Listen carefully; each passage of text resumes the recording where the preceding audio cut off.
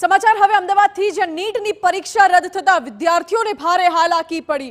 વિદ્યાર્થીઓ નીટ પરીક્ષા કેન્દ્ર પર પહોંચી ગયા અને ત્યાં જઈને જાણ થઈ કે પરીક્ષા રદ થઈ ગઈ છે, જેથી અનેક પરીક્ષાર્થીઓ ચિંતામાં મુકાયા। મોડી રાત્રે નિર્ણય લેવામાં આવ્યો, જેની જાણ પરીક્ષાર્થીઓને કરવામાં ન આવી એટલે પરીક્ષાર્થીઓ કેન્દ્ર સુધી પહોંચી ગયા। ગઈકાલે રાત્રે 10 વાગ્યા બાદ પરીક્ષા મોકૂફ રાખવાનો લેવાયો હતો નિર્ણય। વધુ જાણકારી સાથે જોડાયા છે સંવાદદાતા નરેન્દ્ર રાઠોડ। નરેન્દ્ર, ફરી એકવાર નીટની પરીક્ષા રદ થઈ, વિદ્યાર્થીઓ અત્યારે મુશ્કેલીમાં મુકાયા છે, શું સ્થિતિ ગ્રાઉન્ડ પર જોઈ રહ્યા છો?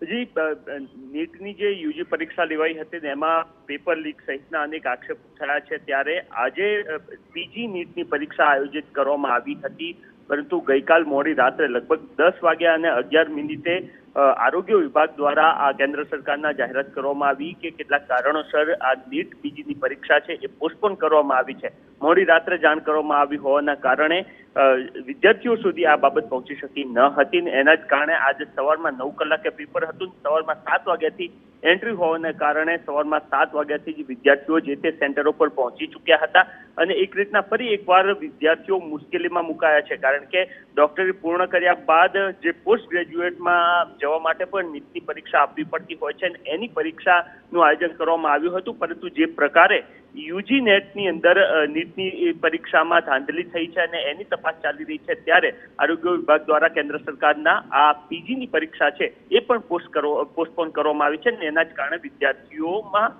વધુ એક પ્રકારનો રોષ જોવા મળી રહ્યો છે। જી નરેન્દ્ર, આભાર આપનો। એટલે એક તો યુજી નેટની પરીક્ષામાં પણ છબરડા, એમાં નીટની પરીક્ષામાં પણ છબરડા। વિદ્યાર્થીઓમાં એક તો પહેલાથી જ રોષ હતો અને તેવામાં રીનીટ થવાની હતી।